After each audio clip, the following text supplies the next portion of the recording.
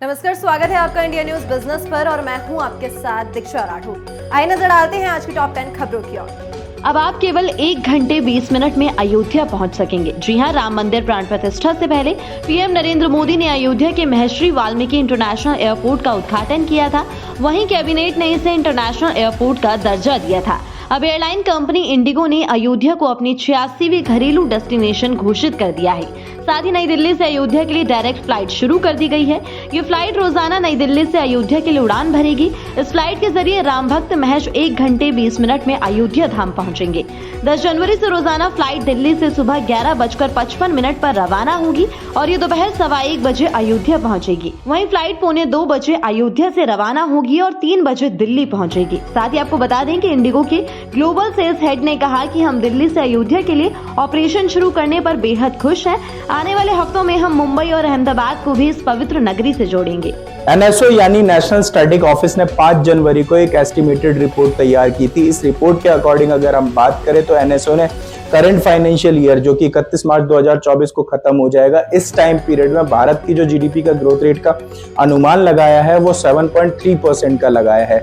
हाल ही में दिसंबर के महीने में आरबीआई ने भी भारत के एक ग्रोथ रेट का, जीडीपी ग्रोथ रेट का एक एस्टिमेशन तैयार किया था, जिसमें भारत की जो जीडीपी ग्रोथ रेट का एस्टिमेशन था वो 6.5% से 7% इंक्रीज कर दिया था। वहीं अगर हम एनएसओ की रिपोर्ट की बात करें तो जो एनएसओ की रिपोर्ट में अनुमान लगाया गया है ये आरबीआई के अनुमान से भी ज्यादा लगाया गया है। और कोहरे के कारण लोगों के लिए परेशानी काफी ज्यादा बढ़ गई है। सबसे ज्यादा मुश्किल यात्रियों को हो रही है क्योंकि कोहरे और लो विजिबिलिटी की वजह से फ्लाइट्स काफी देरी से चल रही है। शनिवार को भी हाल कुछ ऐसा ही है। आज शनिवार को दिल्ली के इंदिरा गांधी इंटरनेशनल एयरपोर्ट पर घने कोहरे के कारण कई उड़ानें लेट है, जिसकी वजह से यात्रियों को काफी मुश्किल झेलनी पड़ रही है। वहीं कई ट्रेनें भी देरी से चल रही है। बात करें दिल्ली के टेम्परेचर की तो सुबह के साथ ही शाम के वक्त भी आसमान में घने कोहरे की चादर नजर आ रही है, जिसको देखते हुए ऑरेंज अलर्ट जारी किया गया है। मौसम विभाग के अनुसार आज दिल्ली में मैक्सिमम टेम्परेचर 15 डिग्री सेल्सियस तो मिनिमम टेम्परेचर 9 डिग्री रहने की संभावना है। मौसम विभाग का कहना है कि अभी सर्दी और ज्यादा बढ़ने के आसार हैं। 7 और 8 जनवरी को कोहरा फिर से लोगों को परेशान करेगा और इसके बाद 9 जनवरी को आसमान में बादल छाए रहेंगे और हल्की बारिश हो सकती है। वहीं 10 जनवरी को भी बारिश होने की संभावना है। इसके बाद 11 जनवरी को एक बार फिर से कोहरा छाया रहेगा। टाटा मोटर्स ने टाटा पंच ईवी को अनवील कर दिया। आपको बता दें कि टाटा मोटर्स ने दावा किया है कि ये जो कार है ये फुल चार्ज होने के बाद 300 से 400 किलोमीटर तक का डिस्टेंस कवर कर पाएगी। इसके अलावा आपको बता दें कि टाटा पंच ने इसके 2 वेरिएंट उतारे हैं, एक स्टैंडर्ड और एक लॉन्ग रेंज वेरिएंट उतारा है।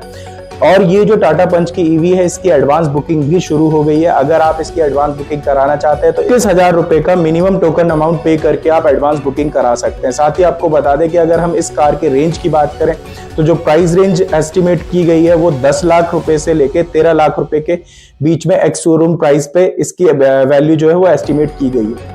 ने चीनी बाजार में अपना नया स्मार्टफोन लॉन्च कर दिया है जो मिड रेंज बजट में आता है। कंपनी ने ऑनर X50 GT को Qualcomm Snapdragon 8 plus Gen 1 processor के साथ लॉन्च किया है। इसमें 5800 mAh की बैटरी और 35 वॉट की फास्ट चार्जिंग मिलती है। स्मार्टफोन 16 GB तक रैम और 1 TB तक की स्टोरेज के साथ आता है। यह स्मार्टफोन अभी चीन में लॉन्च हुआ है, लेकिन उम्मीद है कि कंपनी जल्द ही इसे भारत में भी लॉन्च कर सकती है। ऑनर X50 GT को कंपनी ने लगभग 25,600 रुपए की कीमत पर लॉन्च किया है। ये कीमत फोन के 12 GB RAM plus 256 GB storage variant की है। वहीं इसका 16 GB RAM plus 256 GB storage variant लगभग 27,900 रुपए का है। वहीं इसका 16 GB रैम और 512 GB स्टोरेज वेरिएंट लगभग 30,200 रुपए और 16 GB RAM plus 1 TB storage variant 33,700 रुपए का है। ऑप्टिक्स की बात करें तो स्मार्टफोन में डुअल रियर कैमरा सेटअप दिया गया है। इसका मेन लेंस 108 मेगापिक्सल का है, जबकि सेकेंडरी लेंस 2 मेगापिक्सल का डेप्थ सेंसर है। सेंट्रल डिपॉजिटरी सर्विस और नेशनल सिक्योरिटी डिपॉजिटरी ने डीमेट अकाउंट से जुड़े कुछ आंकड़े जारी किए हैं। आपको बता दें कि इन आंकड़ों के अकॉर्डिंग देश में दिसंबर के महीने में यानी कि दिसंबर 2023 के महीने में सबसे ज्यादा डीमेट अकाउंट ओपन हुए हैं। अगर हम इनके नंबर्स की बात करें तो ये जो डीमेट अकाउंट ओपन हुए हैं ये 41.75 लाख से भी ज्यादा डीमेट अकाउंट ओपन हुए हैं। जिसके बाद अब अगर हम बात करें तो पूरे देश में जो टोटल डीमेट अकाउंट है हमारे पास वो लगभग 13.90 करोड़ से भी ज्यादा डीमेट अकाउंट हैं। देन अब ये समझने वाली बात है कि ये जो डीमेट अकाउंट्स इतने नंबर से बढ़ रहे हैं और इतने ज्यादा डीमेट अकाउंट ओपन हुए दिसंबर के महीने में, इसके क्या कारण है? तो इसके मेजर 3 कारण है। पहला जो कारण है वो है हमारे देश में जो शेयर मार्केट है वो लगातार तेजी से बढ़ रहा है। दूसरा जो कारण है वो स्टेबल गवर्नमेंट है अभी। देन इसके अलावा जो सबसे मोस्ट इंपॉर्टेंट पार्ट है वो ये है कि भारत की जो मजबूत से बढ़ती हुई इकोनॉमिक ग्रोथ है वो एक सबसे बड़ा रीजन है जिसके वजह से ये रिजल्ट्स हमें देखने को मिल रहे हैं। दिल्ली से अमृतसर जाने वालों के लिए खुशखबरी है। जी हां, आज 6 जनवरी को अमृतसर से पुरानी दिल्ली के लिए semi high speed Vande Bharat express लोगों के लिए चालू कर दी गई है।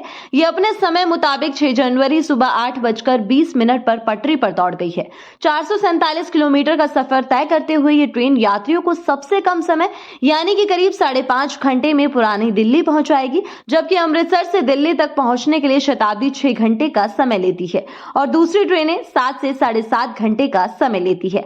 8 कोच और 530 सीटों वाली semi high speed Vande Bharat हफ्ते में 6 दिन पटरी पर दौड़ेगी। ये ट्रेन शुक्रवार को नहीं चलेगी। बता दें कि 30 दिसंबर को अमृतसर से दिल्ली के लिए इसे ट्रायल बेस पर चलाया गया था। इस ट्रायल के सफल होने के बाद इसे 6 जनवरी से यात्रियों के लिए चलाने की घोषणा की गई थी। आज का दिन भारत और इसरो के लिए बहुत इंपॉर्टेंट दिन साबित होने वाला है क्योंकि आज के दिन भारत और इसरो एक इतिहास रचने के बेहद करीब है। आपको बता दें कि सूर्य मिशन पर निकला आदित्य L1 आज शाम 4 बजे अपनी मंजिल लैग्रेंज पॉइंट 1 यानी कि L1 पॉइंट पर पहुंच जाएगा। यहाँ आदित्य L1 2 साल तक रुककर सूर्य का अध्ययन करेगा और साथ ही इससे रिलेटेड इंपॉर्टेंट डेटा और इंफॉर्मेशन कलेक्ट करने का काम करेगा। इस मिशन को भारत ने 2 सितंबर 2023 को लॉन्च किया था। आज के समय में ज्यादातर लोग ऐप बेस्ड ओला और उबर सर्विस का इस्तेमाल करते हैं। मेट्रो के बाद ये एक ऑप्शन सबसे ज्यादा यूज किया जाता है। तो अगर आप भी उबर से फ्रीक्वेंटली ट्रेवल करते हैं तो आपके लिए एक अच्छी खबर है। दरअसल कंपनी उबर फ्लेक्स नाम से एक फीचर आने वाले समय में मेट्रो शहरों में लेकर आने वाली है। उबर का उबर फ्लेक्स फीचर पहले से टियर 2 और 3 शहरों में उपलब्ध है। इस फीचर के तहत कंपनी लोगों को खुद अपनी राइड का प्राइस तय करने का ऑप्शन देती है, यानी आप खुद अपनी राइड का एक अमाउंट तय कर सकते हैं। नए फीचर के जुड़ने के बाद आपको ऐप में राइड बुकिंग करते वक्त एक नया ऑप्शन गो फ्लेक्स नाम से मिलेगा। इस पर क्लिक करने के बाद राइड का एक रीजनेबल अमाउंट स्क्रीन पर आएगा जिसे आप बढ़ा या कम कर सकते हैं। बता दें कि फ्लेक्स फीचर उबर की कुछ ही सर्विसेज के लिए उपलब्ध होगा, यानी कैब्स, ऑटो, प्रीमियम, रेंटल्स आदि सभी में आपको ये ऑप्शन नहीं मिलेगा। साथ ही राइड की पेमेंट आप पहले की तरह कैश और डिजिटल दोनों तरह से कर सकेंगे। फिलहाल उबर इस फीचर को भारत के अलावा लेबनान, कीनिया और लैटिन अमेरिका के बाजारों के अलावा दूसरी जगह भी टेस्ट कर रही है। जम्मू कश्मीर से अनुच्छेद 370 हटाए जाने के बाद पिछले 4 साल में काफी ज्यादा पॉजिटिव चेंजेस देखने को मिल रहे हैं। आपको बता दें कि जम्मू कश्मीर की जो होटल इंडस्ट्री है वो काफी अच्छे से फल फूल रही है। साथ ही जम्मू कश्मीर में एम्प्लॉयमेंट अपॉर्चुनिटीज भी डेवलप हो रही हैं। आपको बता दें कि अगर हम पिछले साल की बात करें तो पिछले साल के टाइम पीरियड में जम्मू कश्मीर में 2 करोड़ से ज्यादा टूरिस्ट ने विजिट किया है और इसके अलावा अगर हम बात करें तो 100 से ज्यादा मूवीज की यहाँ पर शूटिंग हुई है। अगर हम इन नंबर्स की बात कर रहे हैं तो ये नंबर्स जो हैं वो पिछले 77 साल के टाइम पीरियड के अभी तक के सबसे ज्यादा बड़े नंबर्स हैं।